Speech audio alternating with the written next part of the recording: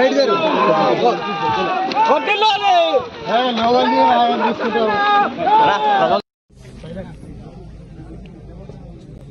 హైదరాబాద్ చుట్టుపక్కల 30 ఏళ్ల క్రితం 40 ఏళ్ల క్రితం చిన్న ఉద్యోగాలు చేసుకునేవాళ్ళు, చిన్న వ్యాపారం చేసుకునేవాళ్ళు. ఆనాడు భూములు కొనుక్కొని ఇల్లు కట్టుకుంటున్న సందర్భంలో మళ్ళీ మాకు వేరే రిజిస్ట్రేషన్ ఉందని చెప్పి దొంగ డాక్యుమెంట్ సృష్టించుకొని పోలీసు వాళ్ళని మేనేజ్ చేసుకొని రెవెన్యూ అధికారులను మేనేజ్ చేసుకొని పేదలు కట్టుకునేటువంటి ఇళ్ల మీద దౌర్జన్యం చేస్తున్నారు.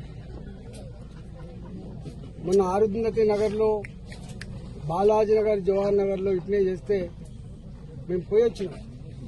పేదల వాళ్ళు 40 గజాలు 60 గజాలలో ఇల్లు కట్టుకునేటువంటి పేదల వాళ్ళు 40,000 50,000 జమ చేసుకొని ఒక రేకుల షెడ్ వేసుకుంటే కూలగొట్టిపోతున్నారు.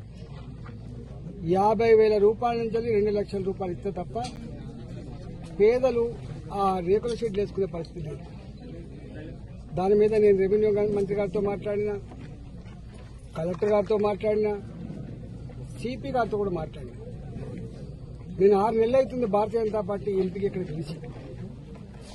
6 నెలల నుంచి ప్రతి నిత్యం కూల్చివేతల బాధలు తప్ప, పేదల కన్నీళ్లు తప్ప, నా ఇండ్లు కూలగొడుతున్నారు, నా జాగలు గుంజుకుంటున్నారు, నేను కాంపౌండ్ వాళ్ళ కంటే కూడా గుండాలు బెదిరిస్తున్నారు, మా కాలనీలలో కిరాయి గుండాలు లిక్కర్ సీసాలు తెచ్చుకొని తాకుండా మా మీద దౌర్జన్యం చేస్తున్నారు. ఎటుపోతుంది సారు ఇది? ఇంత పెద్ద విశ్వనగరం అని చెప్తా ఉన్నారు, ఇంత గొప్ప పోలీస్ అని చెప్తా ఉన్నారు, పేదల ప్రాణాలకు రక్షణ లేకుండా పోతుందని చెప్పి కన్నీళ్లు పెడతా ఉన్నారు.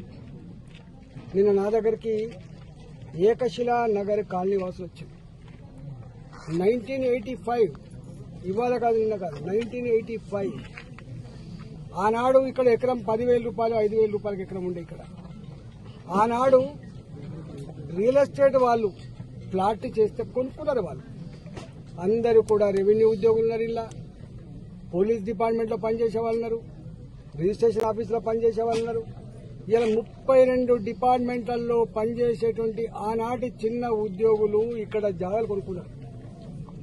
ఇవాళ ఆ జాగాలు ఇక్కడ ఇల్లు కట్టుకుందామంటే ఆనాడు దొంగల భయం కాబట్టి, రాళ్ళు రప్పలున్న గుట్టల భూములు కాబట్టి, చెట్లు కంచెలున్న భూములు కాబట్టి సెక్యూరిటీ భయపడి ఆమెను కట్టుకొని మెల్లమెల్లగా జాగాల ఖరీదు పెరుగుతున్నప్పుడు, వాళ్ళకు 4 పైసలు జమ అవుతున్నప్పుడు ఇల్లు కట్టుకునే ప్రయత్నం చేసి కొంతమంది ఇల్లు కట్టుకున్నారు.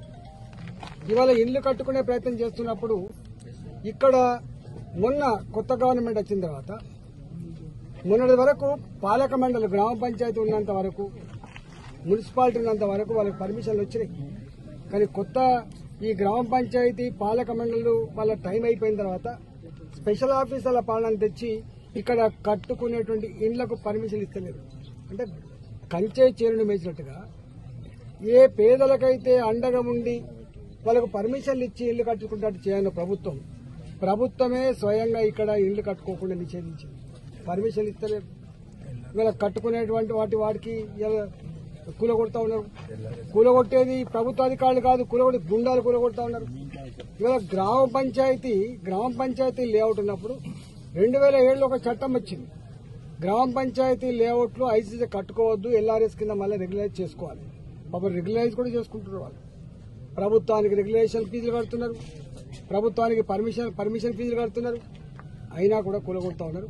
ఇవాళ నేను వచ్చిన ఇక్కడికి ఫీల్డ్ మీదకి నేను అనేక సార్లు రాచకొండ సిపి గారితో మాట్లాడినా, అనేక సార్లు మల్కాగిరి కలెక్టర్ గారితో మాట్లాడినా, అనేక సార్లు ఇక్కడ ఉన్న డీసీపీలతో మాట్లాడినా.